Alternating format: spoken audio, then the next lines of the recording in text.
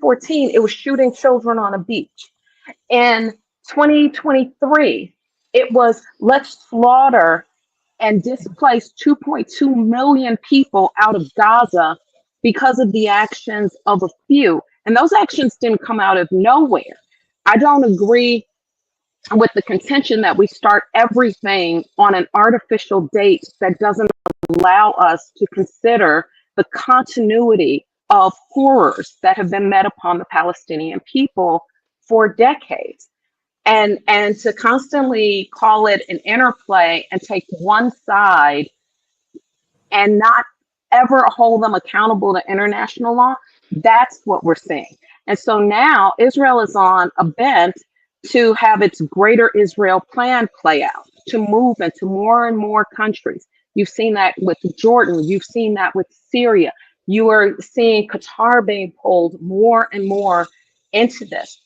And they attacked Iran, and 2 days later, the United States acted as if Iran had attacked Israel.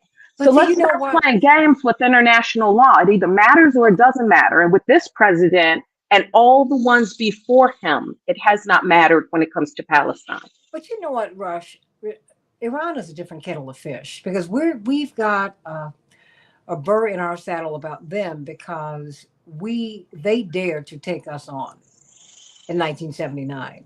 Now, after we overthrew their democratically elected government, President Mossadegh, Mhm. um, they had had enough, and they overtook the embassy, the U.S. embassy, and they would not let those people go for a year. Now, I've shared this story before. My mother was visiting with Chairman Arafat in Lebanon at that time. He spoke with Ayatollah Khomeini, and as because of their respect for Reverend as a freedom fighter, and because they knew of the hits that he was taking on Palestinians, they said if she comes to Tehran, Mrs. Jackson and her group of women, God bless you, uh, we will release all of the hostages to her, which would have been a big smush in the face to the Western governments. President Carter was calling my father, frightening him to death, because my father was accustomed to taking risks, quite frankly.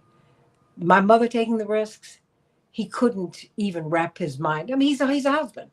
He could not wrap his mind around that. He said, no, no, no, you got to come home. So the compromise was they let the blacks and the women go. That's what that was about. So we have, and they are 10 toes down, standing with the Palestinians. The other Arab governments are compromised, quite frankly.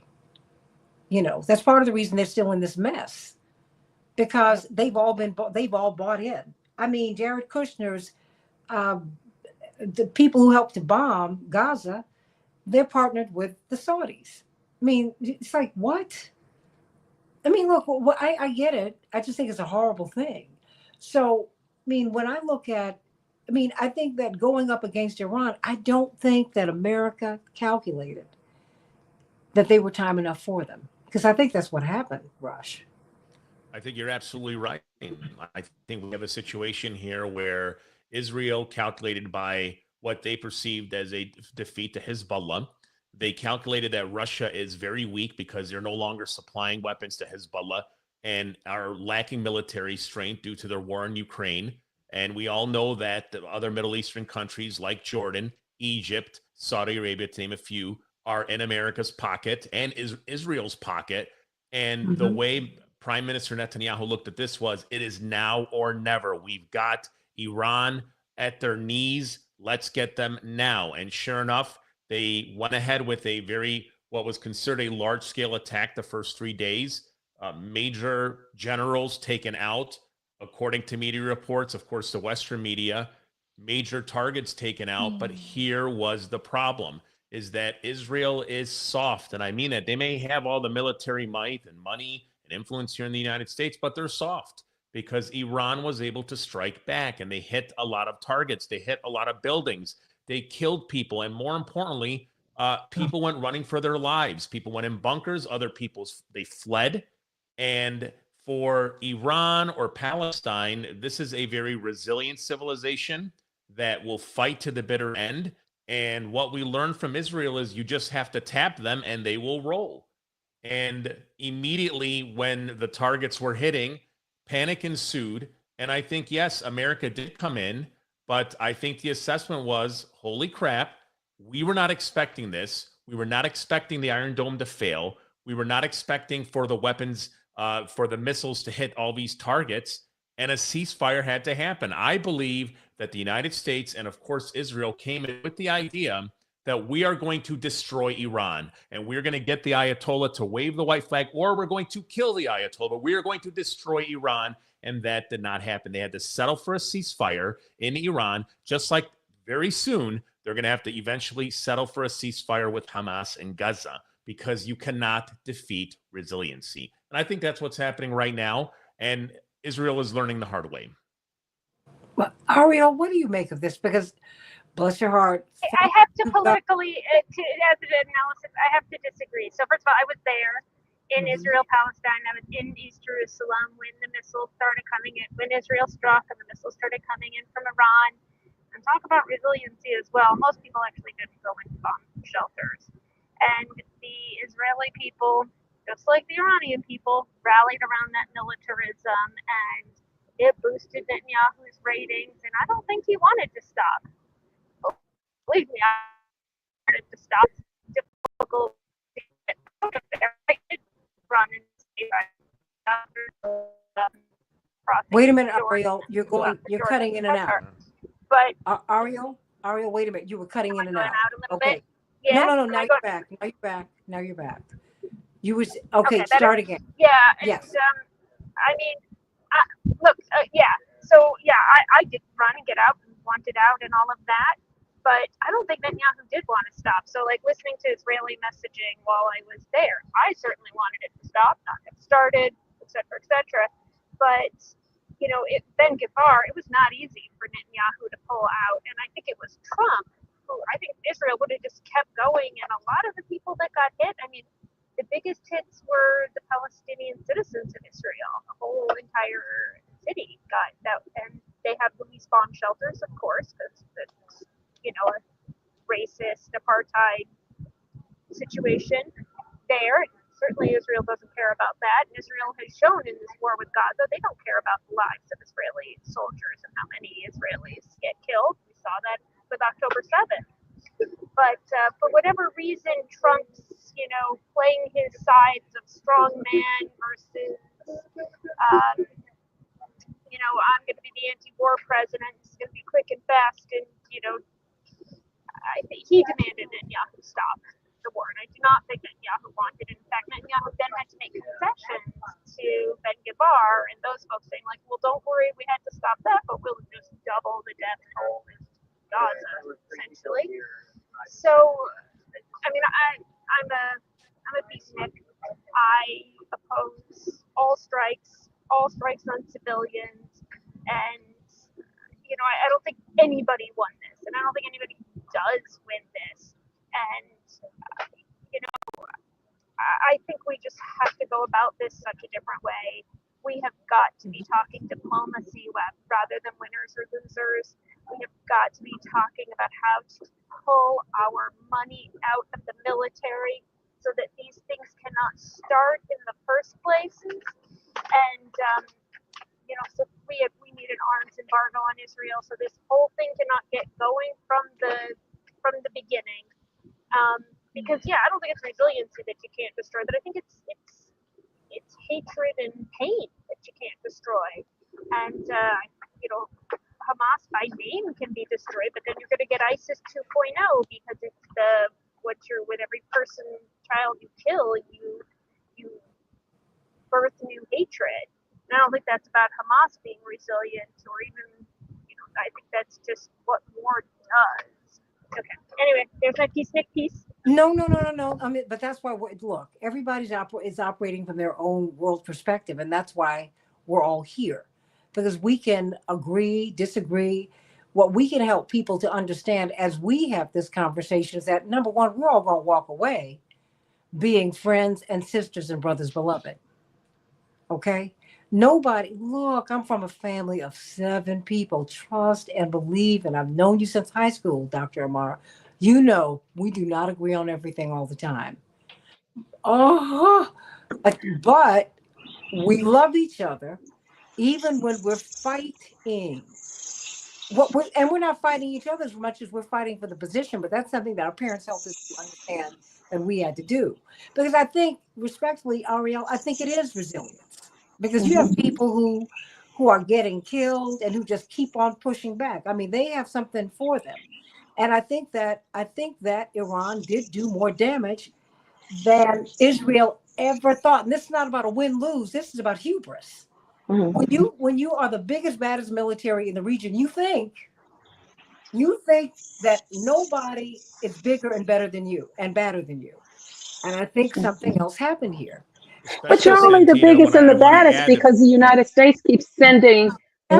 weapons and sending money. If Biden hadn't continued to drop in funds and support, you know, it's one of the reasons Yeah. that this election went the way that it went. You had so many people who have seen that, yes, there's an apartheid in Israel. Yeah, first of all, you can't have an apartheid road and not have an apartheid, right?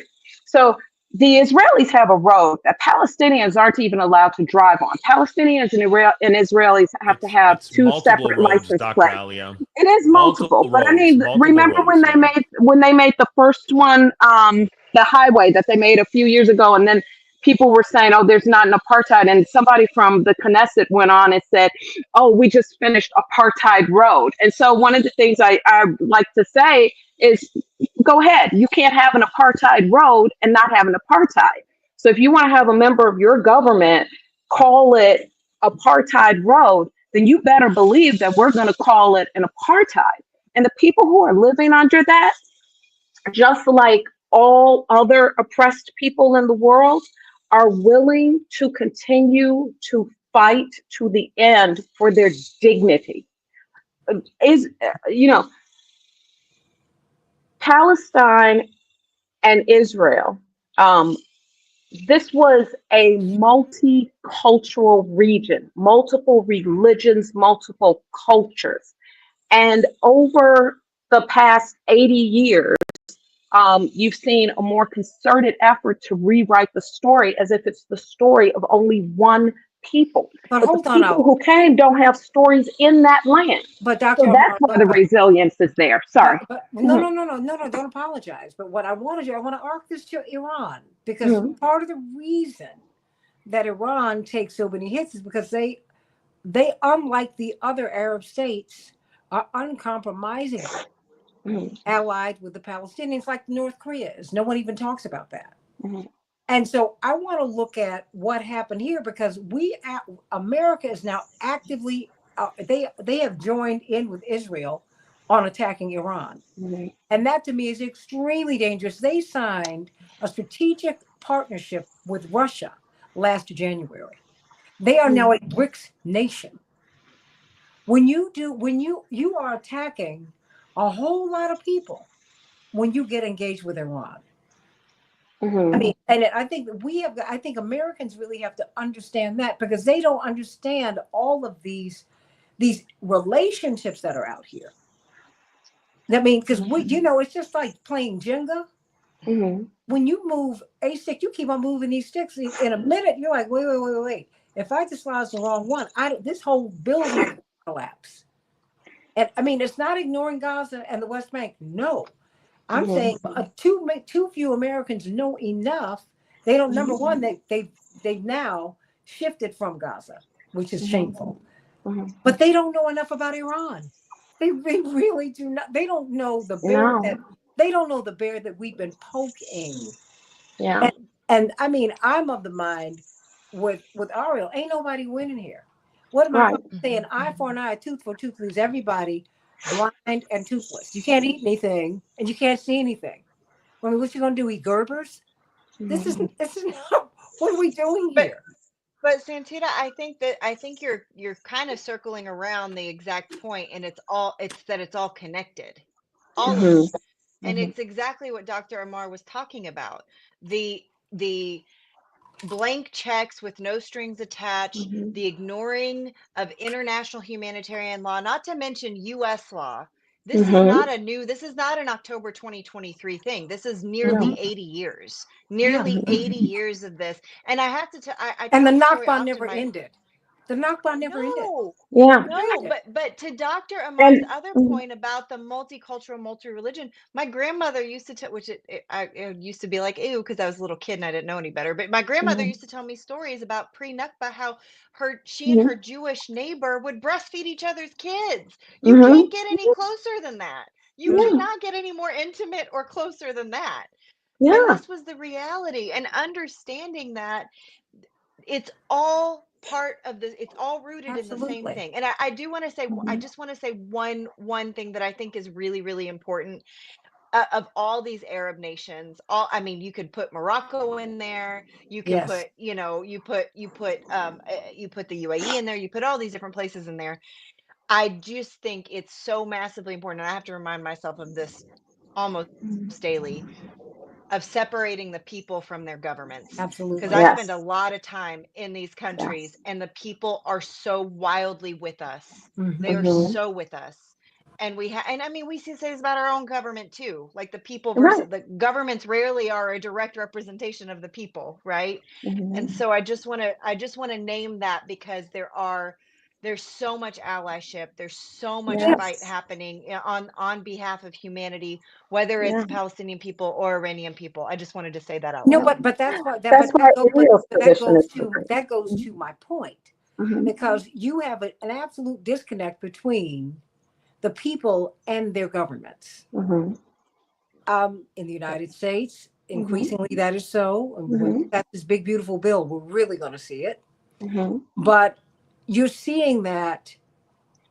I think that's why I'm saying getting into the internals of Exactly. what is going on over there. But that's why now you're bringing in, now Iran is in it, because Iran was always the crown jewel in this thing. Because if they could Mhm. collapse Iran, they were on the road to the Greater Israel Project, and that has been the linchpin.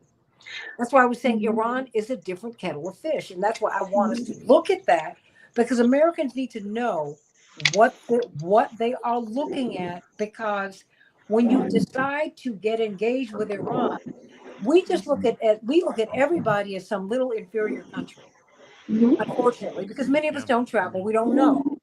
This is a country of 90 million people that is thousands Mhm. of years old, Mhm. who Yes. have their pride, who are very powerful, everybody. Mhm. Who You had an empire so for longer than the United States has even existed. The Persian Empire ruled large thank you. swaths of the world. So, we have a saying: we Oh, plan and God plans, and God is the best of all planners.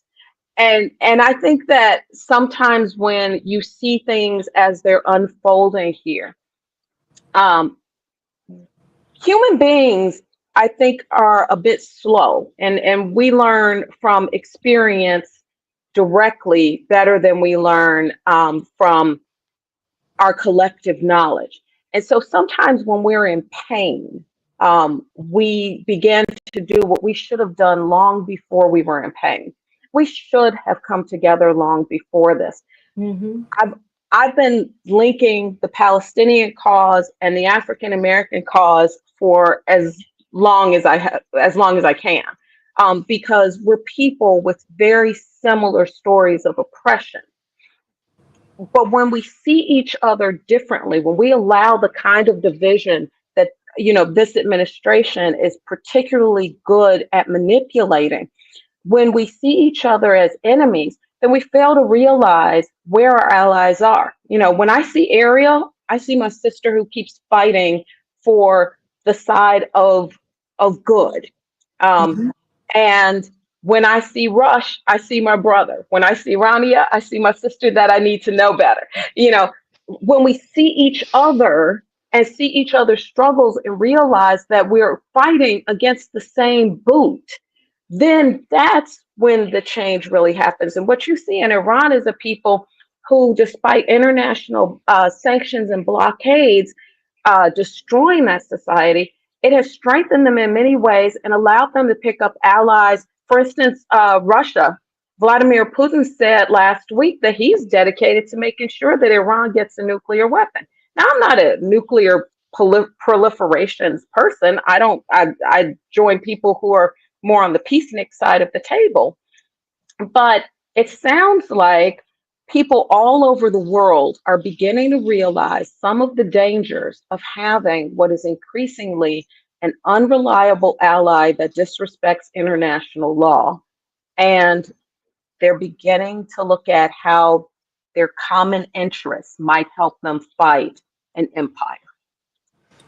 Well, I mean, so the question is now, where do we go from here? Because I don't know the ceasefire, cessation of hostilities. I don't know what this is, and I can't trust what our government is telling us.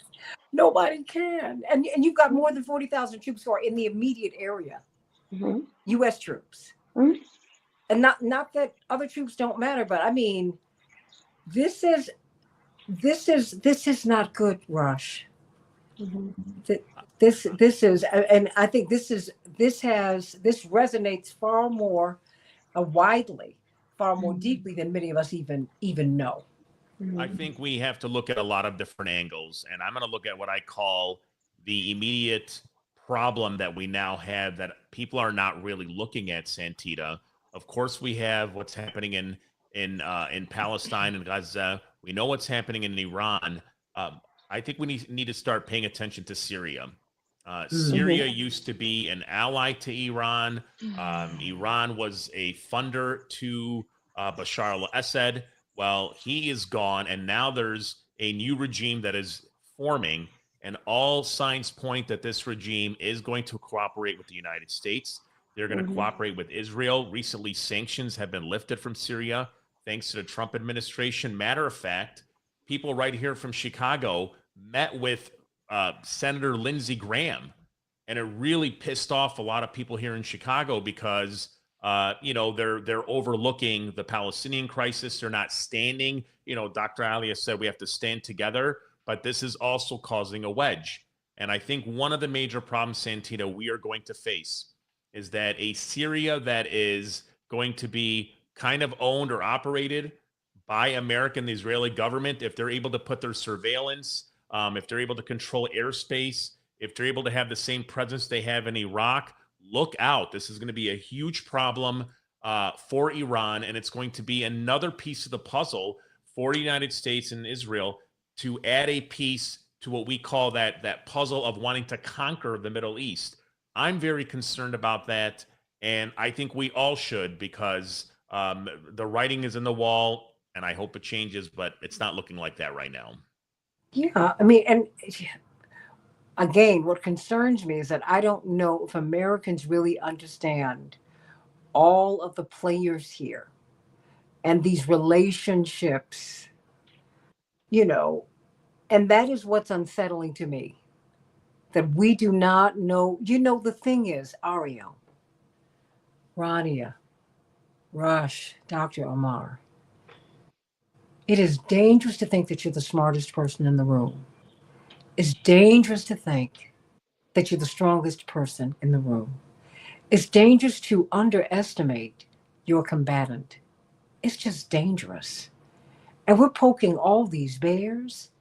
Most Americans cannot join the armed services because we're not physically fit enough. Beyond the fact that Americans also don't have the appetite for this. So socially, that's a problem. In terms of our health, that we got a problem. And no one, you got to talk about that.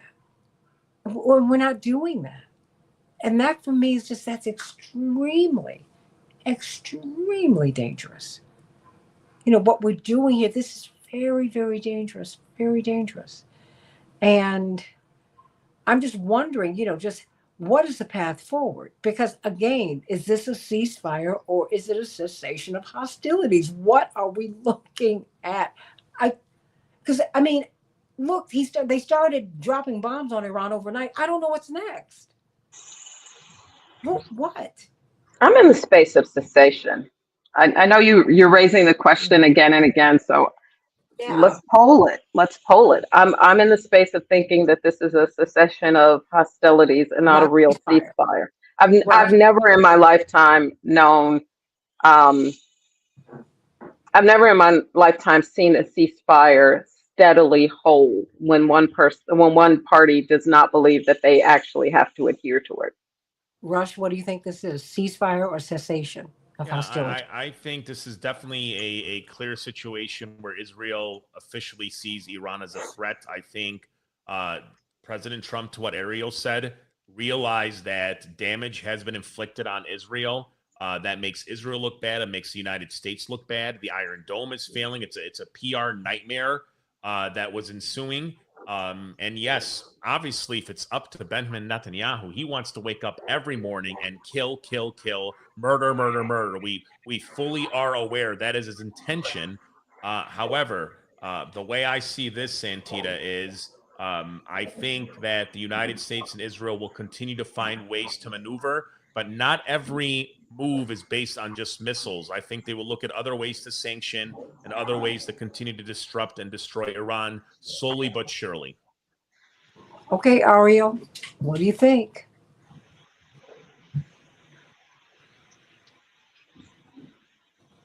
Oh, do you know what? I'll unmute you. There we go. I got it. Sorry about that. I was staying muted for the train. So, yeah, we got our work cut out for us. Just like we got our work cut out for us in this New York City mayor election. And this work cut out for us is we know, look, I'll be honest, I'm no fan of the country of Iran. I spent time there myself as well, and I'm no fan of them. And we're not going to bring about change in the ways that I would love to see in Iran, more rights for women, for the Baha'i people, etc., by bombing things or by sanctioning people. And, the best we can do is support people, and the way you support civil society is by allowing a country to flourish, right? By removing those sanctions. Before those sanctions were placed on Iran, when Trump first ripped us out of the Iran nuclear deal, women's rights groups, environmental rights groups, and human rights groups were flourishing much, much more than when those sanctions came back on and we saw repression throughout civil society. We saw, suffering such that people didn't have, such that those groups had to work on basic human needs like food as well, and couldn't work on civil society reform in the ways that we want to see.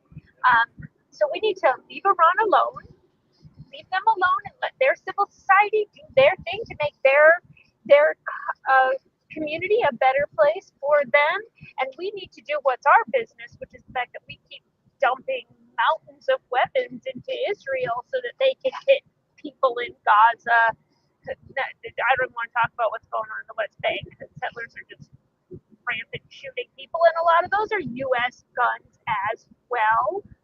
We exported our own gun violence epidemic over there, and starting a war with Iran, which endangers the whole entire world, including the Israeli people who died from the Iranian retaliation.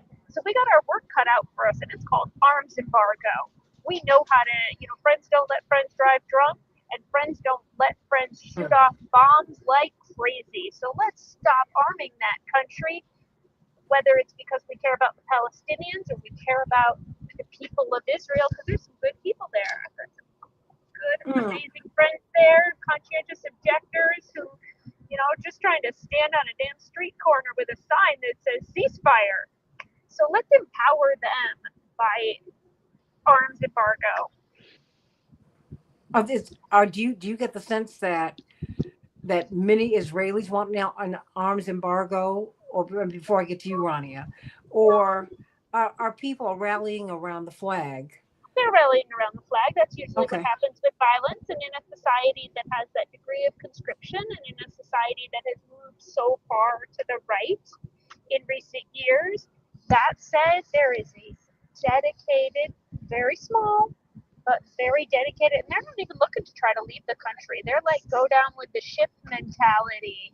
They're the first day that people could get out of the bomb shelters enough. I was in Jerusalem, so I didn't make it up to Tel Aviv for that protest, but conscientious objectors were out on the street corners in Tel Aviv calling for a ceasefire, and in Gaza and in Iran, and they were swiped off the street pretty quickly and thrown into a jail. And proud to say my organization helped donate the money to the European human human rights defender organization that bailed them out so they could get back out there the next day. And there are some really dedicated people, and God bless them, because they are a lonely bunch. But if there's going to be hope, and these are my people, so I really care about our pension, what happens to us in the future. And they, for me, are the hope of our people, like working for change from the inside. And that has got to be through disarmament of mindset and militarism. That's the only way forward for the Jewish people. So God bless, those who are. So do you think this is a keeping that cessation? hope alive. So do you think, well, no, there's that, but do you think this is a cessation or a real ceasefire? I certainly don't think it's a real ceasefire. I think the question is, how long is it a cessation? And there's no cessation in Gaza, and there's no cessation in the West Bank. And Israel's definition of ceasefire is we ceasefire when we feel like it, and when we don't, whether it's Lebanon or Syria, or when there hasn't been an official Gaza war, we still drop bombs when we feel like it. So, I think it's up to Trump. And I don't know what he wants. He's his own creature. Do I think Israel wanted to stop? No. I think this was American forced, and may continue to be forced. And may we, see any day with less bombs is a better day than a day with more bombs. I think the American people are going to have to. I wanted to get to Rania because I Oh, didn't go ahead. ceasefire cessation. No, it's okay. Rania, ceasefire cessation of hostilities. I think there's some things we have to keep in mind. One is that Israel has been trying to pull the U.S. into a war with Iran for years, specifically Netanyahu too, but more broadly, decades. Yeah. Two, Netanyahu, he's a vile, horrible human being, as are his cabinet members, and it's they're so far right and sexist and anti-LGBTQ and anti everything under the sun. But the thing that also we always have to keep in mind is that Netanyahu's trying to stay out of jail, and like this intense desperation to keep bombing, and like they flattened Gaza. I mean, there's like nothing left, but we're gonna just keep at it. And now like the West Bank, and then we go to there's Iran, there's all Lebanon still. All these things are going on. And if we don't understand that it is in large part, him keeping himself out of jail and continue. I mean, we've seen it over and over where he's supposed to appear in court and he manufactures a crisis that he has to deal with so he doesn't have to appear in court over and over and over again. This has happened. And let's be clear, the proverbial allow it. And again, not just now, not just this administration, not just the last administration, for nearly 80 years, this has been going on with no consequences, with nothing. Yeah. One other thing I just want to keep in mind too, as we're talking about the Israeli people, and I don't mean Israeli Palestinians, I mean Israeli people. It's state-run media in Israel. That's what they're fed day in and day out and day in and day out. They're told there's no forced starvation happening. There's no genocide happening. I'm not saying it doesn't excuse people to me. We have similar terrible media, obviously present company very much excluded in our country, but the mainstream media is abhorrent, as we know. And so they're being fed that constantly. So I'm asking us to keep that back of mind too. All of that being said, as I wax poetic, I apologize. This is nowhere near a ceasefire. This is not, even if they said it was a ceasefire, it is performative, continuous BS to get people to think something that's not really happening. It is, to me, very likely a temporary cessation. I mean, we saw Trump, was it yesterday or Friday? We saw Trump say, "Oh, if Israel doesn't keep going after Netanyahu, I'm gonna withhold funding."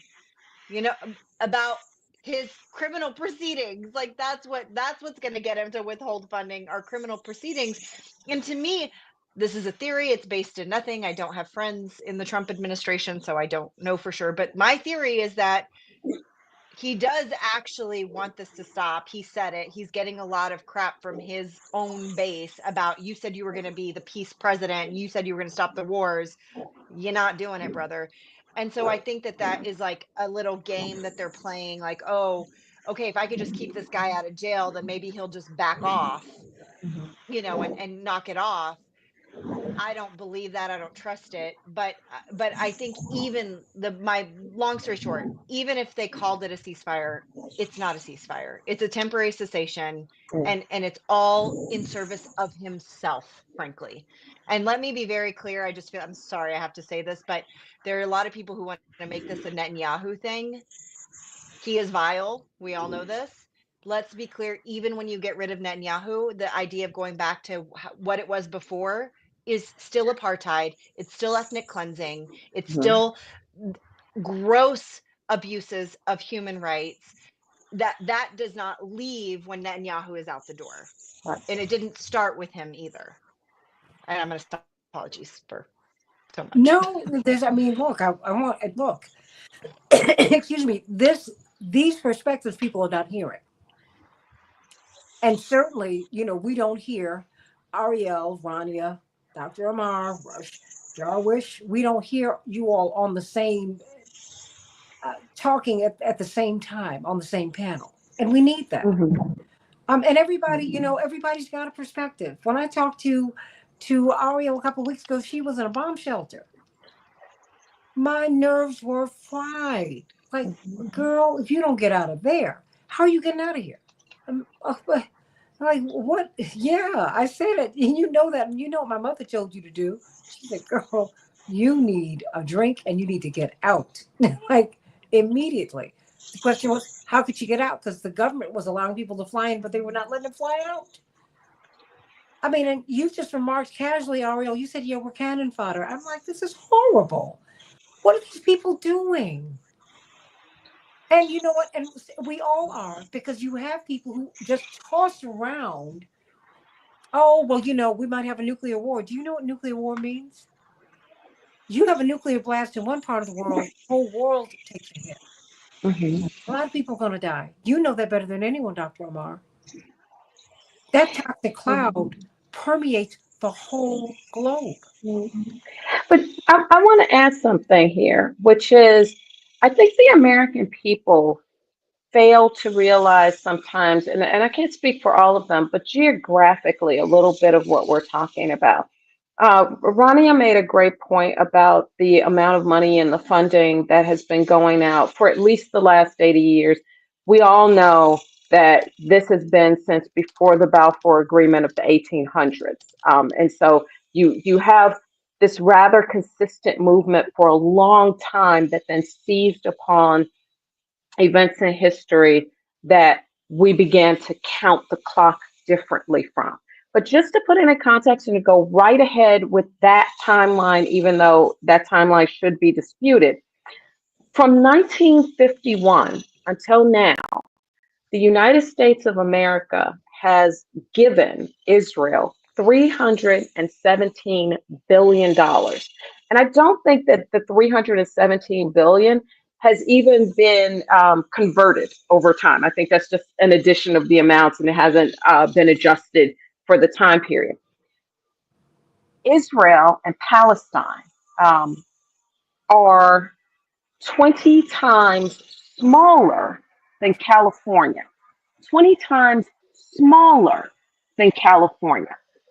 When we think of the way in which the media and the movies and the rhetoric has been used to manipulate us into seeing this small and very often violent government try to take hold of the cultures and the peoples all around it. Independent nations, independent people that we have funded, 20 times smaller than California, $300 plus million dollars. And yet, and yet today, as the Senate was, looking at this big bill, and I won't say what I think the other B should stand for in the bill, but as they were looking at this, I want to point out to people one thing. They are putting caps on the amount of money that Americans can borrow to send their own children to college. Low caps, like not going to get you through 2 to 3 years of college, caps on how much you can borrow to send your children to college. If Trump or anybody else wants to put their money where their mouth is and put their money back into investing in the American people and into our society, fine. But to send a country that is 20 times smaller than California more money than you would ever send California is egregious. Of course it is, but this is about resources. I mean, this is what all this is. This is about. I mean, because they could have put Israel anywhere. Mhm. I mean, this is, and let us not leave Great Britain out of this because they're all up in this. And it's these Western powers, and France is too. Mhm. It's about the resources. We keep Mhm. making this is not a religious war. No, it's not. This is a It political. is not. It's like Jesus was killed on politics. Everybody, the state killed him. Okay, Mhm. with the cooperation of the church. That's just the Mhm. reality. That's what we do. Dr. King couldn't get in a pulpit. Most black pulpits were closed to him when he was killed. Okay, Mhm. so everybody just stop. Mhm. I mean, the people who, I mean, the rabbis were sick of Jesus from jump. He was getting them straight at 12. They were like, "Who is this kid? What? This little prodigy? Who is this little snot-nosed kid? What are his Mhm. parents?" Mhm. Then Mary and Joseph found him. They're like, "Boy, get over here! I told you not to leave me. What are you doing?" Okay. I mean, this is about politics. This is resources. So everybody stop. That's what this is. Mhm. And if we don't, and don't just put just the United States in it. The Mhm. UK's in it, France is in it. All these Oh people yeah. Oh who yeah. get all of these resources, they're in it. And what Iran told you was that no, you cannot just take my stuff. Right. And wait a minute. Oh, oops, wait a minute. We didn't mean to give you Gaza because we didn't know that there was that much oil and so many resources there. So we got to kind of move you off of that. That's what this is. Mhm. And people need to stop that and understand what this fight is really about. And we need to stop taking everybody else's stuff. Grow up in your politics. You can't have my stuff. I'm Yeah. not supposed to come home. I wish I would come home and find somebody else living here. Are you kidding me? And we do it all over the world Yeah. all the time, and it's just got to stop. Yeah. But everybody, literally, I have a minute for everyone, and I do mean a minute. And when you hear my voice, it means I gotta go. You got to give me something. Rush understands this. I don't need to edit all night long. I got to go see my daddy. How about we get closing thoughts? Let me start off with Rania, who's on a train. We're not going to throw Mama from the train, but I'm so glad that you made time for us today. She said, "Oh no, I'll be there, but thank you." Because I think, let me just thank all of you, because to have this conversation, this kind of conversation, where we can agree, we can disagree. Everybody's got a different perspective. We've got to talk with each other because we're all brothers and sisters here. We are. Well, brother and sisters. We love you, Rush, but you know what I mean. And so, Ron, Ariel, let me start with you. I'll go around this way. Or maybe your closing thought, Ariel. What do we need to use? Because you continue bang the drum on embargo, on arms embargoes. Why? I'll be a little more specific, and I should say realistic here. Let's condition weapons. Let's listen to what Bernie Sanders says and has been pushing for. It's more realistic. We want to win, right? We want to win, not just say the best thing. So no offensive weapons. Let's go with that. Israel wants to shoot down missiles. Great, shoot down missiles, but you don't get to shoot them off at other places. Let's condition weapons in accordance with the Leahy Act. Let's abide by U.S. laws. And I also say this, arms embargo. Want to pull our money out of these damn weapons companies. I am sick of paying for Lockheed Martin and going and their welfare checks. Please, I want welfare for poor people. That's So, right. we talk often about how this is a fight to reform prisons or a fight against Trump, but as much as any of that, this is us up against the weapons, the merchants of death. Yeah. And they are really who keeps these wars going. And I imagine there'll be analysis coming out if we look really at who decides what, when, and where, what role that really plays. We still got the Ukraine war going, and Lockheed Martin's still making a bundle and a half out of that. They are certainly, I can't remember the numbers, but I saw it recently how much the Iran war, never mind the war in Gaza that's been going on, costed the Israeli people. And it was a god awful, shocking number. And I saw plenty of homeless people on the streets of Tel Aviv as well. So let's stop these warmongers. Let's stop paying their welfare checks, and let's start giving out welfare checks to the people in need, the people. Okay. Well, I'm going to zigzag. Dr. Amar? You know, it all comes down at the end of the day to the people. We have a large fight on our hands in the United States just to hold on to what we had, as imperfect as it may have been. But this is not the time to try to hold on to the past, neither here nor there. This is the time to really reconceptualize, to radically reconceptualize what we want to see in the world. Do we want to be people who live at peace together truly? And like Ariel said, without peace just being a pause in the use of weaponry until everyone has bought enough for them to need to use it. Um, so, what do we want in this world? And how are we going to get there despite what empire wants from us? Dr. and Pastor Otis Moss gave a beautiful sermon when I was in Palestine and Israel in 2023. And he was joined by Palestinian uh, priests at the time. And it was a beautiful sermon because what it really focused on was, does empire meet the needs of anyone? And it doesn't. This struggle that you've talked about, Santita, when it all comes down to money, it all comes down to power, it all comes down to politics. When does it just all come down to us? Because Ariel was in a bomb shelter not too long ago. I was in a bomb shelter not too long ago. Russian Rania, I bet you run from some missiles and things yourself at some point. And so when you're doing that, you don't really care who you're running next to for a minute. You just hope that nothing hits anyone near you, you or anyone near you. And you hope that you make it out because all of a sudden it's just your humanity. And maybe that's what it needs to be. It's just our humanity without the BS that gets pushed to us by people who don't have interest in really helping the average everyday person at all. No skin in the game. Ronnie Patrice?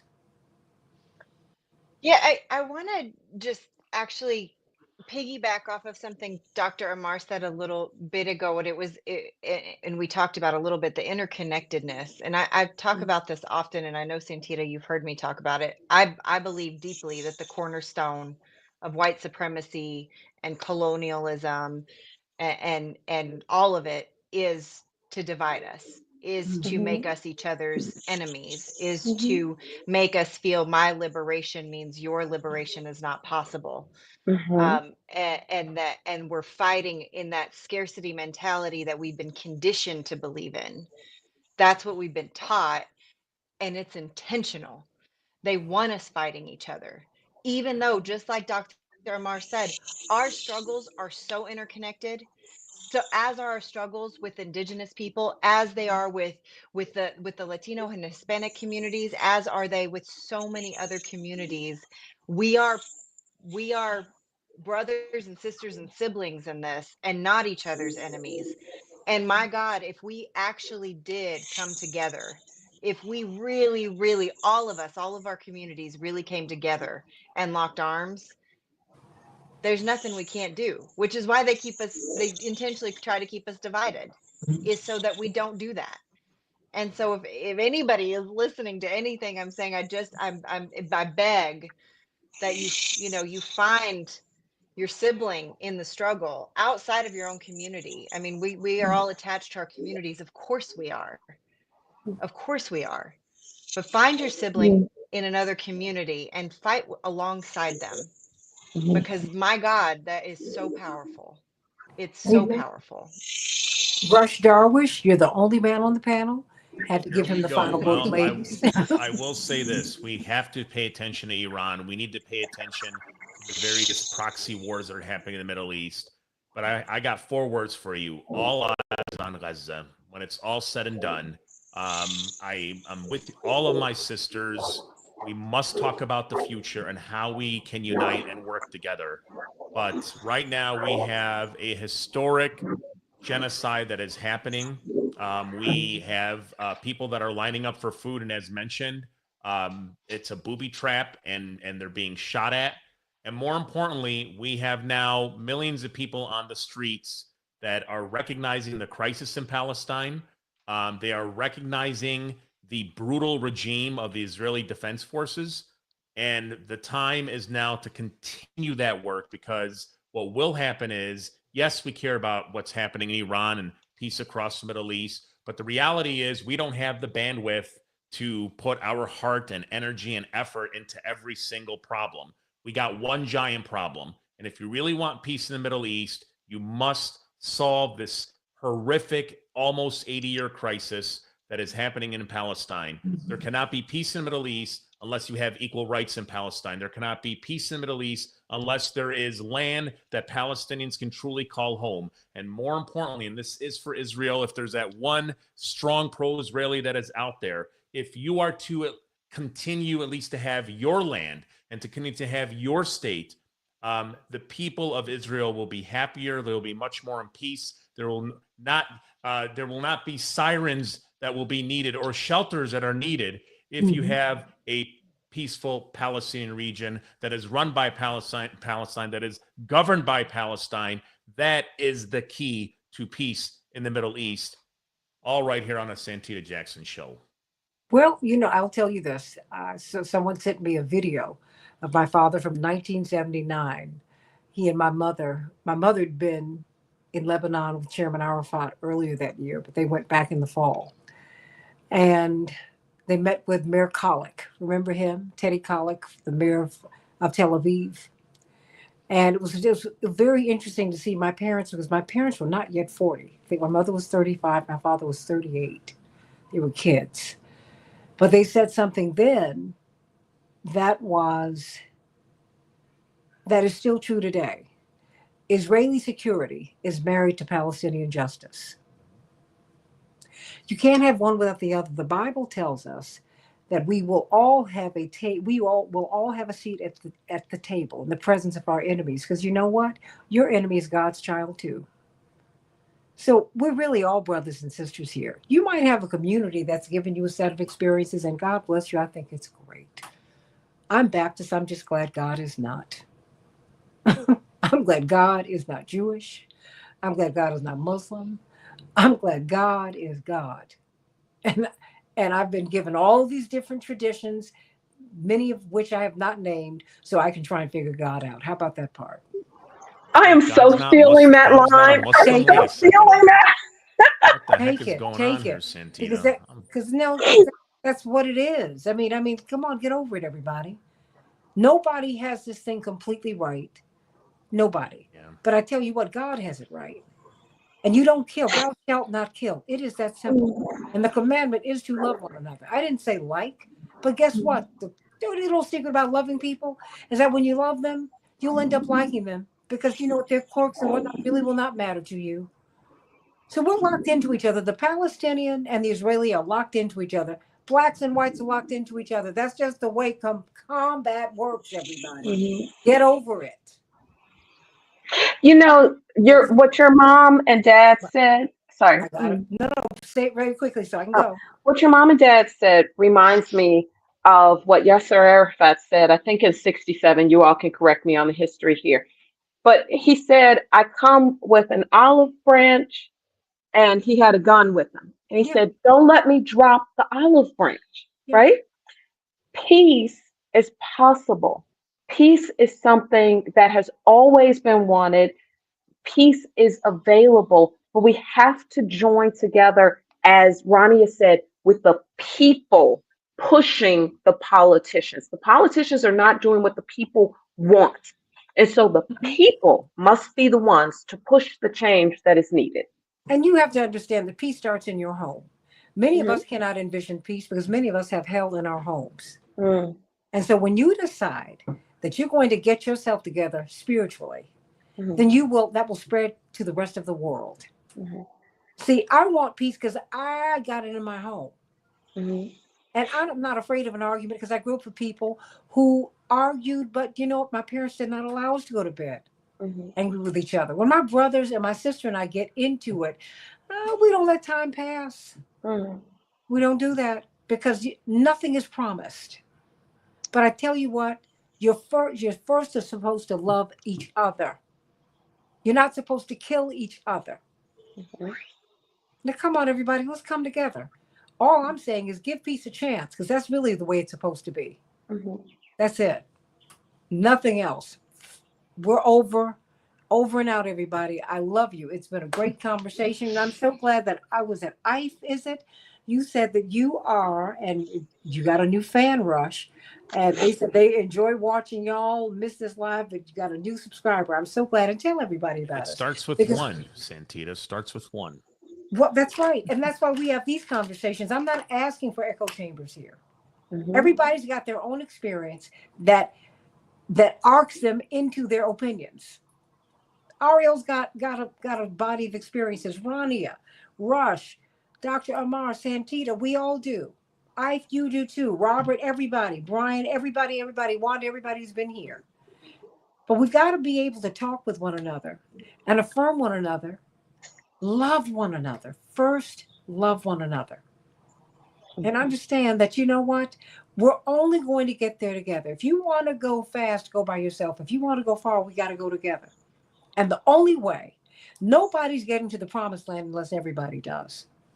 That's the reality. So come on, everybody. I love you. The Santita Jackson Show, AM 950 Radio, the voice of Progressive Minnesota. May God bless you real good, however you approach God. And I hope you do. And even if you don't, that's all right with me.